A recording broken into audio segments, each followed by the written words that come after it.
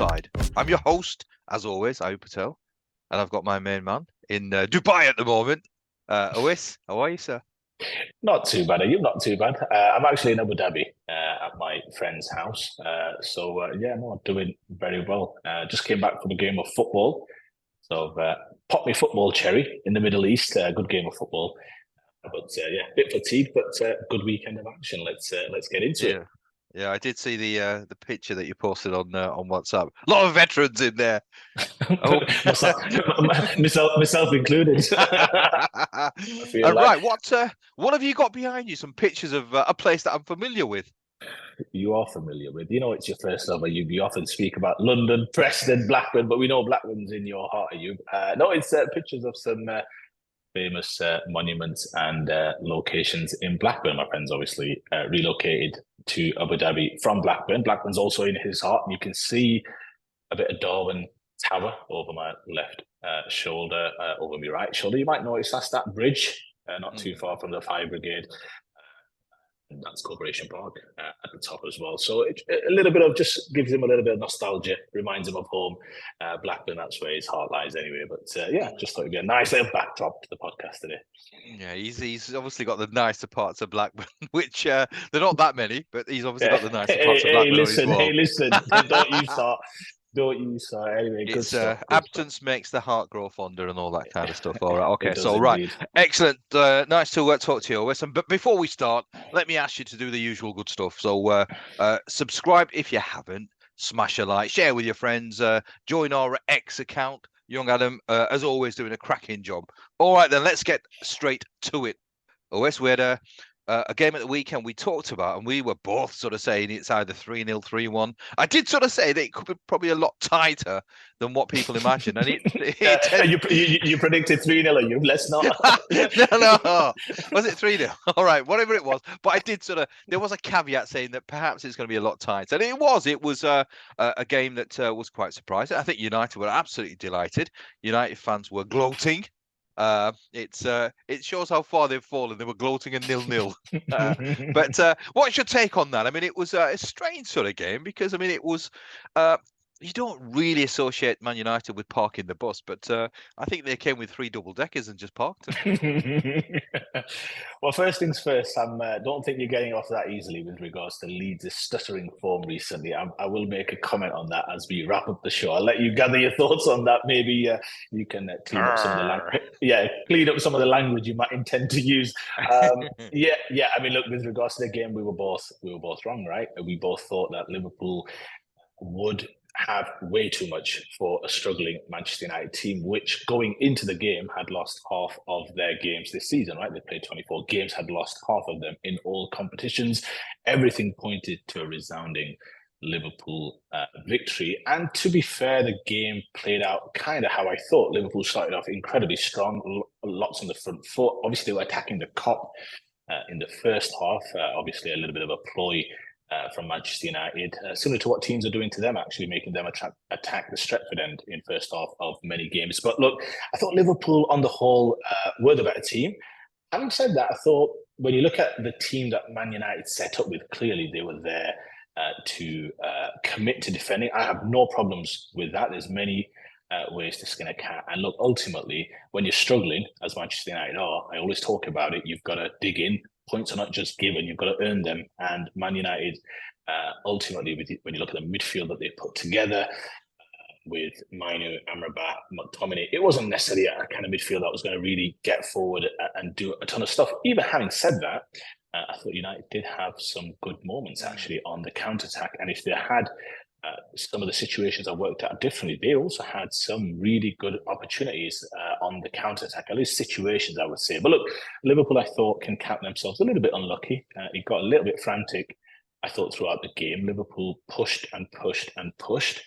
Sometimes you get games like this where you just can't get that first goal. And I don't know if you agree, or you, it was the kind of game where if Liverpool had got the first goal, especially early on, it's a case of perhaps Man United, the team would have started to feel a little bit sorry for themselves, and maybe it would have gone even more into their shells, knowing that this season has been a real challenge for them. So I think that would have definitely played on their mentality. But I think as the game grew on, you kind of weren't sure really whether or not Liverpool were going to get that first goal, or maybe United could nick something. You can remember when Garnacho went through, Alexander-Arnold put together a great kind of last-ditch challenge. Højlund went through and Alisson pulled off a save. I mean, look, Liverpool were the better team, but I don't think they should be too disappointed. You're going to get games where sometimes you push and you push and you push and the goal doesn't come. Do I think it determines where the Premier League title goes? I don't really. I think, look, over the course of 38 games, it proves itself out. Were they deserving of a win away at Crystal Palace? Perhaps not. And similar, would you say they did perhaps just enough against United to get a win? Perhaps, but that's the way the league works out, right? I think United can take a huge deal of credit. I'll just finish off here. I thought they were, if I'm a Man United fan, I want to see my team committed, keeping good shape. And look, they also, I think their goal was being peppered for the most part, but they were missing some key players, suspension, injuries, and all the rest. And I think if you're going to Anfield, you wouldn't have found too many Man United supporters that had any positive vibes or ambition going into that game. A huge point for them. Do I think it's the start of something? I'm not one of those fans who believes this could be a turning point. Ultimately, you've got to prove it time in, time out, game in, game out. So it's a great point for Man United. A little bit of fallout afterwards with regards to Virgil van Dijk's comments, which we'll get on to. How did you see it? It was one of those games. Liverpool peppered. Goal didn't come. And in the end, United may perhaps just have done enough to nick a point and deserve it as well. All right, okay. I mean, I'd slightly disagree in terms of peppered. I think they obviously clearly dominated the game. I mean, there was 30-odd shots on goal. There's only sort of maybe one or two that I can really remember. I mean, the one that really perhaps was the best opportunity, and it weren't really an opportunity, it was a pure moment of quality by Trent Arnold. He side-footed, and again, he struck it so beautifully that it just sort of curved away. I mean, it was going in, but obviously that sort of bend on the ball just sort of made it drift past, and that, I mean, Arnold was flat-footed. But it was very disappointed. I mean, I had, again, a house full of Liverpool supporters, a huge sense of frustration. I mean, if you look at the stats are pretty good, apart from obviously the actual main start of getting a goal. But I thought there was a lot of poor performances in the final third. I think the quality wasn't there. I think Nunes. I mean, I'm a huge fan of Nunes, but he continues to disappoint. He's just not kicked on the way that I expected him to kick on. I expected this season to see the best of Nunes. Diaz was very, very indifferent. Again, I'm a huge fan of these players, but again, it was a very poor performance, and it. I mean, you've got to give credit where it's due. And I think United battled, they were committed. If there's anybody who sort of feels that somehow Ten Hag has lost a dressing room, this proved a lie, because every man absolutely put in a shift. They left nothing behind. I mean, even Anthony was everywhere. I mean, he was, and you were right as well. They had their moments. On another day, it could have been a real smash and grab, which is perhaps what their intentions were. But it was just frustrating. As a Liverpool, I mean, it's obviously a side that I've backed to win the league, so I was hugely frustrated, and I was frustrated because with Klopp as well, it seemed to be that he'd run out of ideas. They just. It was a low block, and you knew what, obviously, within 15 minutes of the game, what United's plans were. And I just don't think Klopp was smart enough to try and find a way to try and, I suppose, navigate through this very, very stifling performance from Manchester United. As I said, if you've got 34 attempts on goal and to not score a goal, that's extremely disappointing. Yeah, he spoke about it after the game, didn't he? About the fact that he was happy enough with the performance, but he alluded to that very fact, the point that you just made, that we had a lot of shots, but perhaps not enough on target, kind of challenging Onana, right? Forcing him into action. I just think it's one of those games where as a Liverpool fan, you've got to look at the outlook of 38 games. There have been some instances this season where they've picked up points where you perhaps feel that they've not necessarily earned them over the course of 97 minutes. Clearly, they've had some incredibly bad luck along the way as well. I think Jamie Carragher made that point after the game. So I think, look, in the end, you're going to get games where you perhaps deserve more than a point and you're having to settle for less. But I do take your point, Ayub, on the Nunes and Diaz point. I think that's a point well made with regards to the fact that, I mean, this is a player, Nunes especially, you're right. He could have kicked on. He had that big moment at St. James's Park. I've observed him very closely recently. Against Palace, he was hectic, he was frantic, he had a lot of good moments. Clearly, the Klopp is backing him, playing him right now, given he had one or two injuries, bringing Gakpo also off the bench. He wants to trust him to come through for him in some of these games. And ultimately, he's not showing that kind of coolness in front of goal, ultimately to spearhead Liverpool to a Premier League title tilt. And I'm very interested to see how Klopp approaches this now, because I think he sees that there's a title to be won here. We'll get on to some of the other results shortly. And I just wonder whether or not he's just going to start to be a little bit more ruthless, where he's going to be like, well, look, I need a little bit more from that from three. Even Salah, when you think about it, other than that Palace goal, which was deflected, and it might be because of the combination of the front three not clearly clicking right now, right? Where you've had to rely on midfield goals, Endo scoring, McAllister scoring recently, Arnold deciding games, and nearly decided this one. You rightly mentioned that chance. So just interested to see how Klopp navigates that, because he's given Nunes a lot of backing and ultimately it's not paying off, especially in the league. So it'll be very interesting to see how that plays out. Some comments are you after the game. I want to get your thoughts quickly. Virgil van Dijk speaking about the fact that only one team out there was trying to win the game. Roy Keane took umbrage, as he often does, with a lot of comments from players. What were your thoughts on that overall kind of spat? Virgil van Dijk's also had his say thereafter. What were your thoughts on that? Yeah, I'm never a fan of managers, coaches, players criticising the opposition for playing in a certain way. At the end of the day, it's up to you to try and break it. If it's a low block, if it's parking the bus, prove that you're good enough. Prove that you obviously have the ability and the caliber of players to counteract that. So I absolutely hate it. I hate it when and if it was a team that I absolutely support, if it was Leeds, I'd be saying the same, because I just don't agree with that at all. If you park the bus, then show them exactly that you're better than them. And it's sour grapes, and I just don't like it at all. I mean, I'm not a huge fan of Roy Keane, but I think on this instance, I'm with Keano. Van Dijk, they weren't good enough. They weren't good enough, and simple as that. And he's got to be humble enough to accept that. And United, they've not been in a rich vein of form. So really, in a sense, this is probably the most sensible approach that they could have had. And as I said, I mean, it could have been a smash and grab. It weren't just a case of they kept everybody behind the ball. Yes, they did when Liverpool had the ball, but certainly when they broke with sufficient numbers. So it was a strategy, and that's what I liked about Ten Hag's approach, that at the end of the day, you just don't have one style of play. You think, well, hang on, we're not playing great. We've got some players missing. Let me have a strategy and a system which best is equipped to try and deal with Liverpool at Anfield. And it worked almost to a T. I mean, some people say it did because it was a 0-0 draw.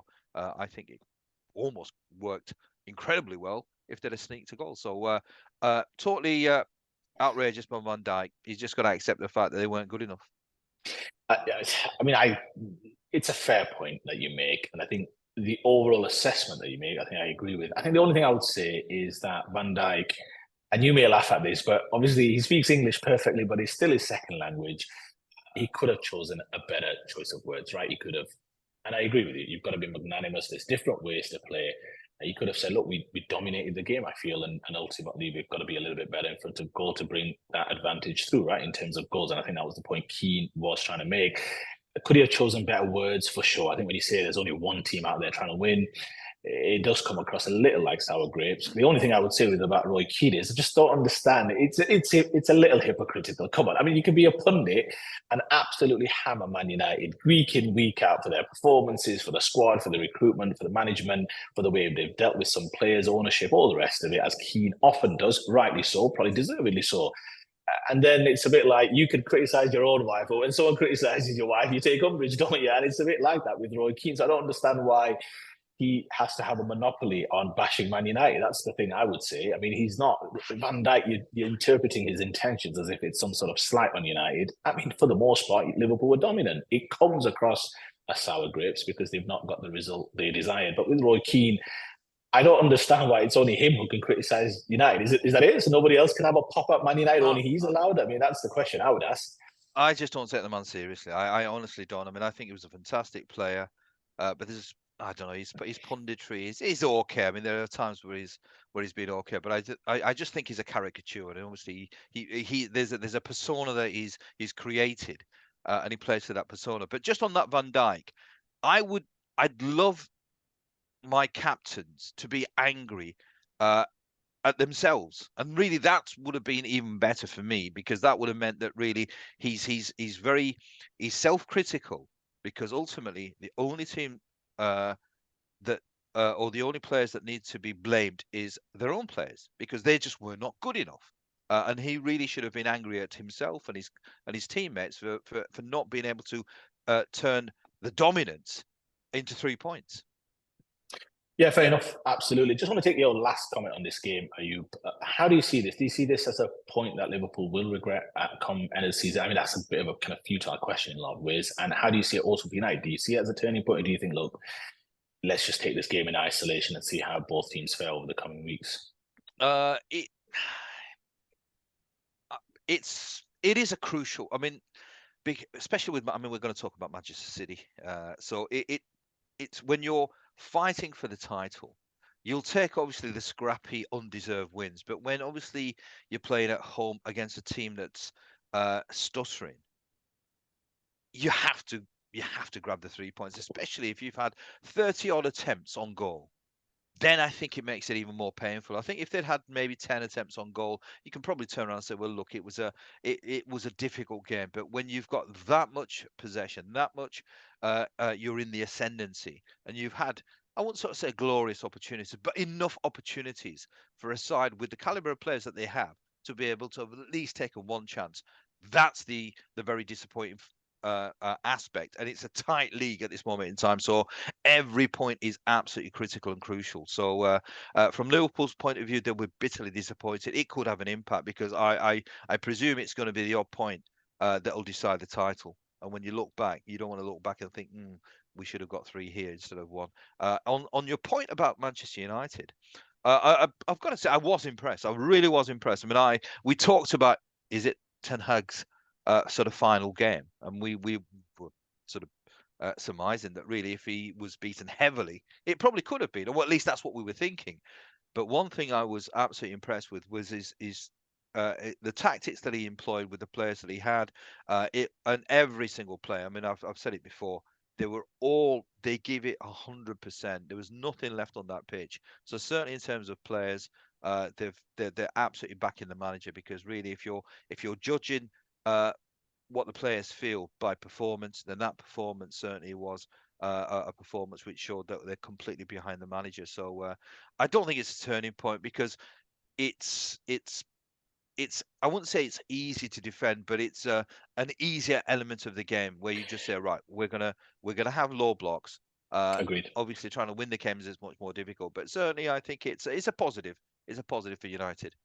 Yeah, agreed. And I think there've been a few false dawns for Man United so far this season. And look, you're right. It's a great point. There were some cheeky Liverpool fans suggesting that this was not the worst result, as it keeps Eric Ten Hag in a job, which I think is a little harsh personally.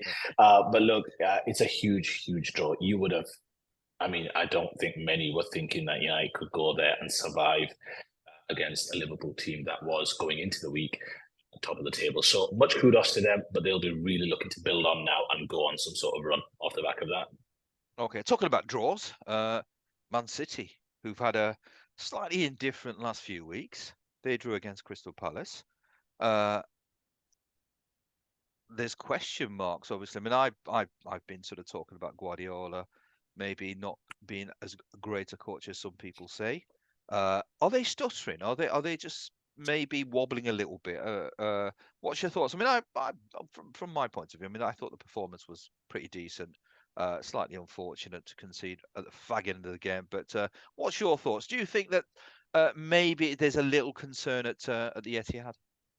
There should be concern, absolutely. I mean, the great thing about being in Abu Dhabi right now is that you get access to all the games, even the 3 o'clock games. So I actually watched this game, reintroducing Richard Keys and Andy Gray back into my life.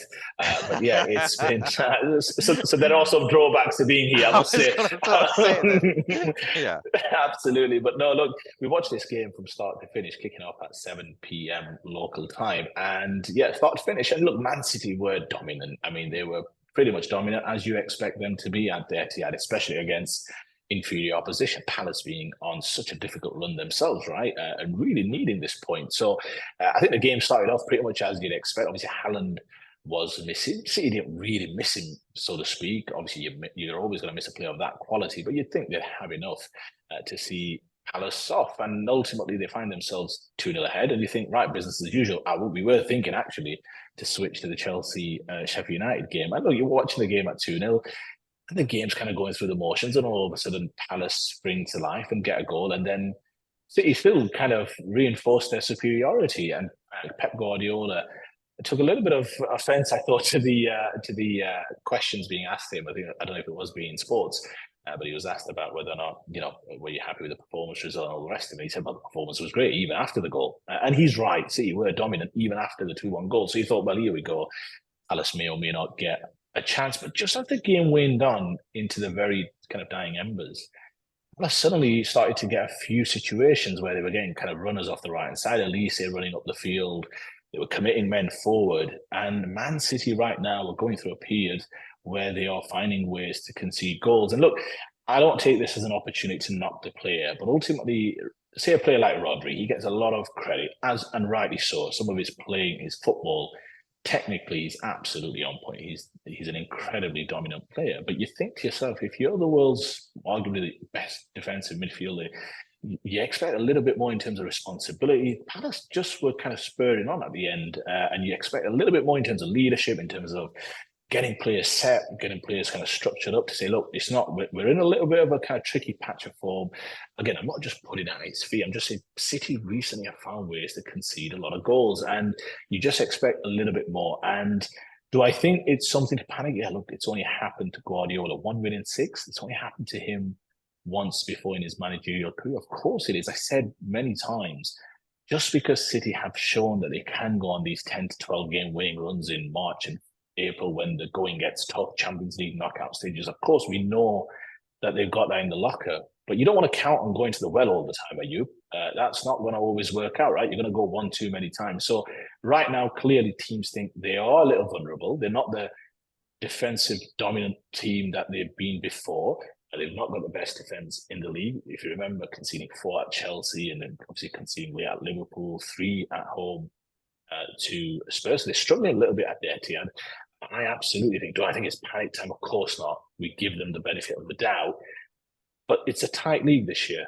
And if they're going to overcome some teams, currently they're having to overcome Villa, Spurs are just behind them, an Arsenal team that's perhaps going to try and go all the way. Liverpool, we've just spoken about. So it's not easy to just say, well, we'll flick a switch. Well, that switch sometimes it's not there. De Bruyne's return will help. They're obviously playing tonight, I think, in the Club World Championships. But they're finding ways to concede Ayub. And right now, I don't know how the bookies have it. It might perhaps still just have them as favourites. It'll be interesting with the big game on Saturday night with Arsenal Liverpool, whether that changes anything. But right now, they're 5 adrift.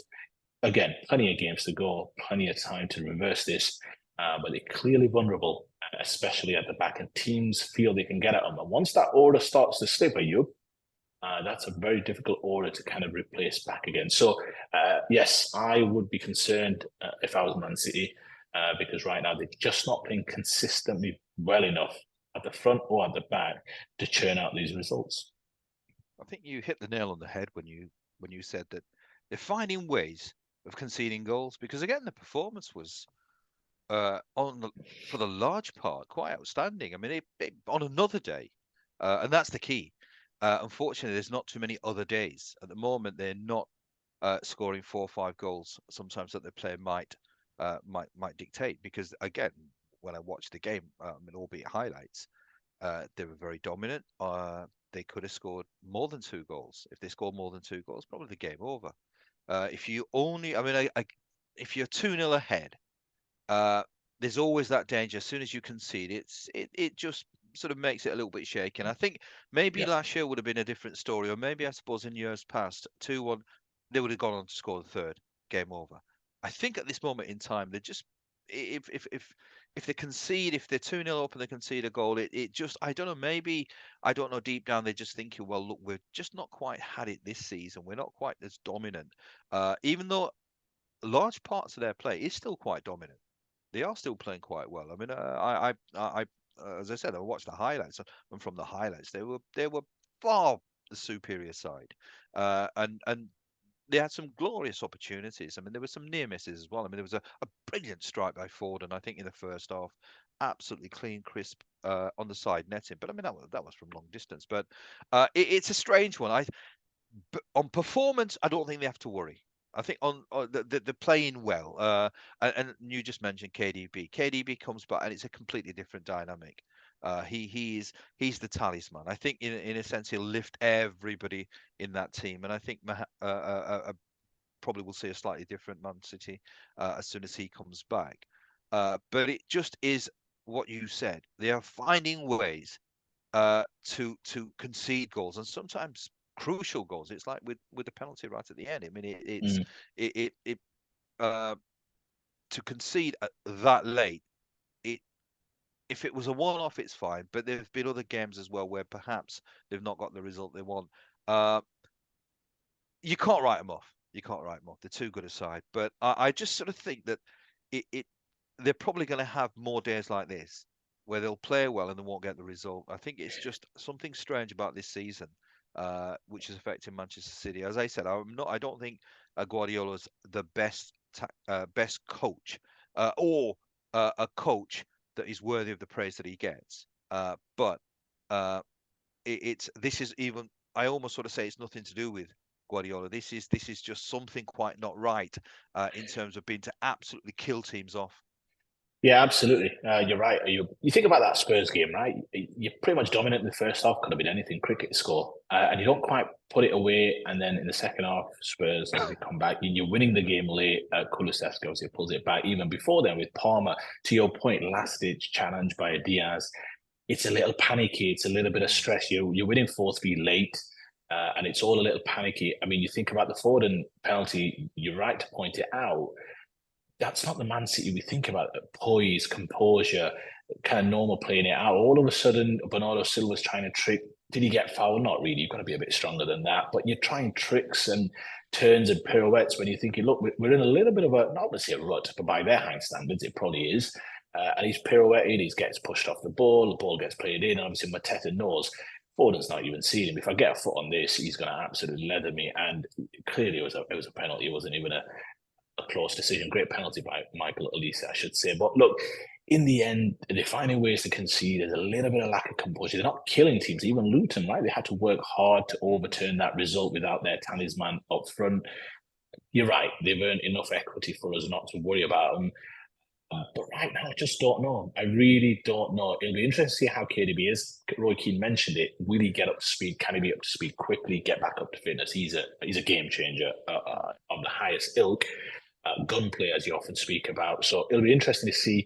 They're missing, obviously, I don't know how many Premier League games they miss in terms of during this kind of Club World Championships. But if one of these teams puts a little bit of a run together, that kind of gap just continues to widen. Yes, games in hand, but you'd rather have the points in the bank. So definitely some issues. You wouldn't expect them 2-0 up against Palace. That's normally right. Turn the channel, get on to some of the other games. So they'll be concerned for Pep, I think. Just quickly on that first goal as well, ball gets played over top. Kyle Walker, when would you ever think this is England's number one right back? Mm. Is he busting a gut to kind of get over the top, use his pace, prevent that cross? He's just ambling. He's ambling, thinking this isn't going to amount to anything. It's that kind of just that lack of intensity where you just start to take a few little shortcuts here and there. So they're definitely not the kind of dominant superpower that we've seen in previous years. Can they get it back in the second half of the season? Absolutely. Would I still be surprised if they won the Champions League and are going to win the Premier League? Absolutely not. They've got top coach, top players, but right now they're in a bit of patchy form. If that continues over the next 3 or 4, maybe even 6 games, that could be fatal to you. Right, from talking about a team that's wobbling a little bit, a team that's unbelievable at this moment in time. They've snuck through the back door to a certain extent. I mean, nobody sort of seemed to be paying too much attention at the early part of the season, but to Aston Villa, they just keep on winning games of football. Are they serious contenders for the title? I think they're a point behind Arsenal. So is it a point behind? Yeah, So they've and you can't write them off because they've had a result against the Arsenal. They had an excellent performance. They were losing, I think, at the weekend before they overturned that one-goal deficit. So certainly they're a team to be reckoned with. They've got an exceptional coach, a coach who looks as if he wants to prove a point in the UK. He's obviously had a sort of indifferent experience with the Arsenal. So, but he's done a fantastic job. So, I mean, do you really think that they could last the pace, Ois? I think they could because he's a coach who's won things, right? Generally cup competitions and what have you. And we know that he's had this type of club before, right? In terms of this kind of mid-tier club or a sleeping giant, so to speak, and take them kind of to the promised land. Normally, again, we speak about in cup competitions. But for me, it's a case of, look, we're at the 17 game mark. Can they get to that point where maybe another 10 games from now, when there's about 27, 28 games done, can they get to that point where they're still in there fighting? Absolutely. I mean, look, over the weekend, I thought Brentford, for the most part, were the better team. They had some great, great opportunities, goals disallowed. I thought they could have, in theory, put the game to bed. Yes, the red card definitely changes things. You get the extra man over the kind of left side from Moreno for his kind of header, and then Watkins from the set piece. A little bit of furore over his kind of celebration. There were a few antics at the end, but look, the fact is, it was probably one of them kind of worst performances of the season. They weren't great for the most part, and probably the red card, similar to the Palace game against Liverpool, the red card probably changed things. So I think, look, can they win the title? Of course, they're not the favourites, and I think that's rightly pointed out with the bookies. But they're on an incredible run at home. They've got the opportunity to go top of the table next week if they win their game, and the game at Anfield between the two heavyweights, Liverpool Arsenal, is a draw. I mean, at some point, you just say, look, game by game, we take it. They've got an incredible record again at home. They played City off the park, deservedly won that game. I thought they were a little fortunate to get the 3 points against Arsenal, but look, Yeah. you're going to get some of those over the course of the season. So they're well organised. I thought Brentford really did a good job of breaking that kind of offside trap a few more times and springing in behind. But no one's going to pick them for the title because ultimately, I don't think they've been the best team so far, nearly at the halfway mark, but they're right up there. Do they have a realistic chance of achieving top four? Absolutely. Do they have a chance if they're still in there at the 28, 29 game mark? Why not? I mean, look, many think because of the lack of squad depth, because of the lack of having been there before, that's just not going to happen. But Leicester did it. They just kept going. We waited for the whole Cinderella story to kind of fall apart, but it didn't happen, did they? And they achieved the unthinkable. So I'm always of the opinion, look, someone's going to have to win this. And we're getting at a point where it's nearly at the halfway mark. So we can speak about, we don't think Liverpool's going to challenge because they've got issues up front. We don't think Arsenal are going to challenge because they control games too much. So are you going to have to win this Premier League title, right? So why not? I mean, look, I'm not going to pick them because, again, I don't think they've been the best team so far. I do expect them to maybe tail off some of those, maybe a little bit of fatigue kicks in and all the rest of it. But they're there on merit. And they've got an absolutely great chance for Champions League football. They're a point behind. They may hit the summit this weekend. Let's see. If they tick off a few more games, let's evaluate in the next kind of 5 to 6 games. Where are they kind of back end of January? Where are City? Because if it's not City, they can definitely maybe overtake some of the other ones because the other ones are also kind of pushing forward for their kind of first title in a number of years. So let's see. I think it's been an incredible story, incredible job. Definitely manager of the year so far, along with some other candidates near the bottom of the table. But I'm fascinated by this story, and I wouldn't rule them out just yet. It's a wait and see approach for myself. I agree. I think it's in terms of the wait and see, obviously, because we'll have to wait and see. But it's very much the opposite of Manchester City. Manchester City, you said that they always find ways of conceding. I think with the Villa, it's the other way around. They always find ways of winning games of football. Sometimes they don't play exceptionally well. They'll just stick in. I think what they do have is a team that is absolutely, it's very workmanlike. I mean, it's a team that's got enough flair. But I mean, I think John McGinn is to me, it just epitomises everything Aston Villa stands for at this moment in time. He's a really combative football player. I think he's a good player. I think he's somebody that's sometimes not given the credit that he deserves. He's a decent baller. He's a Scottish international, which I know to some people doesn't mean anything, but he's decent enough. But I just think he absolutely he gives it his heart and soul. He gives it everything. And I think at the moment, he encapsulates everything that Umari sort of stands for at this moment in time. So I don't think it's beyond the realms of possibility. I think they're a very pragmatic side, and I think Unai Emery sort of approaches the games very pragmatic in a pragmatic fashion. Uh, they I'm not sure about the results, but I don't think they've blown anybody off the park. But they always find a way of trying to sort of get a result, and I think I can't see that not happening throughout the rest of the season. So I think even when the big boys come to play, I mean they've obviously played the big boys, and you can I mean you're right. I think against the Arsenal, I think Arsenal were the better side, but ultimately it's a results game, and Yep. they did enough to stay in the game, and obviously they scored a goal, which at the end of the day, if you score and the opposition don't, you win the game. So I would be, if I was a betting man, I've not used that for a little while. If I was a betting man, I'd put a few quid on Aston Villa. As I said, I've just got this feeling that it, it it's a bit. I wouldn't quite sort of say it's like Leicester, because I think Leicester was it was more improbable with Leicester. I think with For sure. Aston Villa, it's not as improbable as it was with Leicester. So I probably sort of think that uh, they they they certainly should be optimistic. They should be sort of thinking, well, look, we just hang in there, and come the last few games of the season, if we're in with a shout, why not? I mean, you mentioned Ayub about the Leicester story, and that it's a little bit different, but there are some similarities, right? Last year, if you remember, Leicester struggled under Pearson, kind of fighting relegation. I think they brought the main man in, Claudio Ranieri, kind of got him back up to safety. And then the next year, I'm pretty sure they won the Premier League title. So Villa was struggling last year under Steven Gerrard. Bring Emery in, who under his record, under his stewardship, his record pretty much mirrors some of the big boys, right? In terms of games played and points gained. So there are some similarities there. So it wouldn't be beyond the realms. You're right. Villa historically are a bigger club than Leicester. So if Leicester have done it, I think Villa can do it. It's just you're just waiting. Oh, it's not going to happen. There's bigger teams and all the rest of it. There were some big teams that season as well. So very fascinated to see. Villa fans must be absolutely loving it. Back in the big time, back playing with the big boys at the very top of the table. Prince William will be happy as well. I mean, look, Champions League football will be a huge benefit, huge bonus to that football club. They've got a great coach.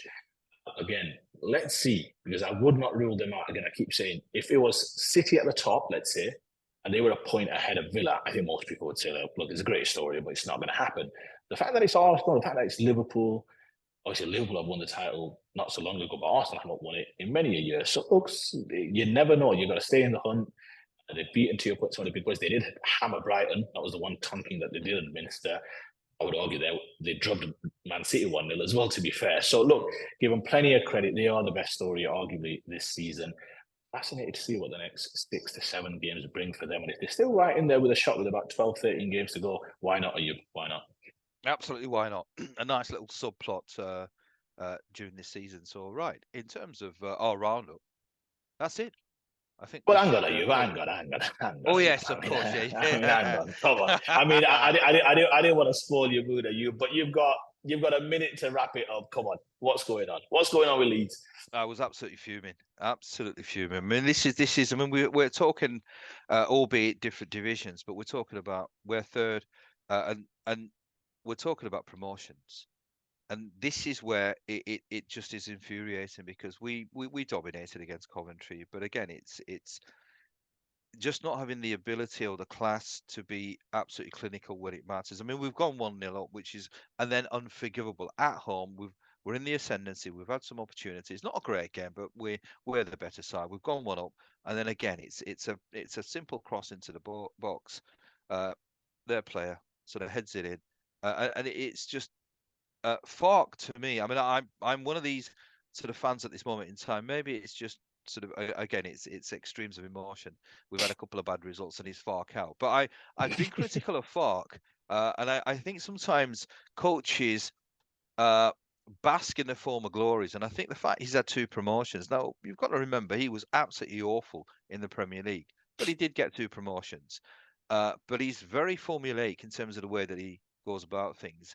He plays the same 11 virtually week in, week out, which in some instances may be okay. But in the championship, you've got so many games. You've got to rotate. You've got to keep things fresh. This man doesn't believe in keeping things fresh. I don't think he believes in the red zone as well. I think he just thinks that these players are just. It's like as soon as they've played, they're back. Their energy levels are back high, and then also he just feels that there is something. I mean, he feels that there's a law which says that he can't make subs before 70 minutes. It's just so predictable. And he's playing Jed Spence, who was absolutely outstanding. The last time that he played in the Championship, he was the right back of the season in the Championship. The man's playing left back. Now, albeit there are reasons for it because we've not got a left back. But if you've got the best right back in the league, play the damn man in his best position. But this guy won't. We've got João Pirot, who all of us sort of think he should be a number 9, but he plays him as a number 10.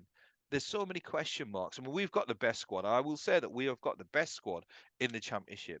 We should not be third. We did, albeit, have a slightly sort of indifferent start because of player exoduses, but this is inexcusable. I mean, we've got a massive game this weekend against Ipswich. That's a monster. That's an absolute monster. But we had a great opportunity. Ipswich dropped points. We had a perfect opportunity to claw the lead back, and don't even go there. Don't even go there. I thought I'd recovered, but you've brought it all back.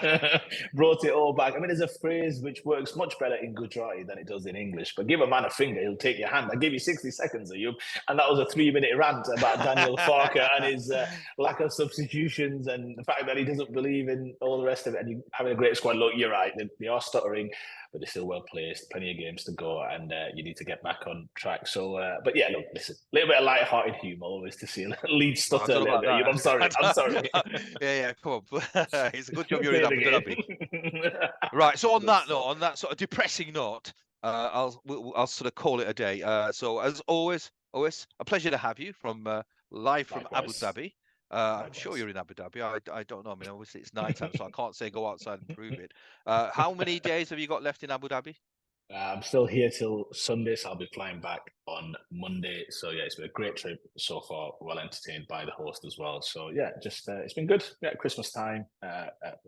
There's a bright yellow thing up in the sky most of the day, so that's a very nice thing. So yeah, all good fun. All good fun. All right, excellent. So we'll be shooting again. It's Tuesday today. It is Tuesday, isn't it? All right, okay, it's Tuesday, so we'll be shooting probably Thursday, Friday. So until then, have a lovely evening. Depends on what time that you actually view this video. If it's nighttime, well, sleep well. But if you watch it in the morning, have a great day. All right, so it's been a pleasure to have OS on the show and talk about the review of the weekend. All right, so until the next time, stay safe, stay warm. We'll see you soon.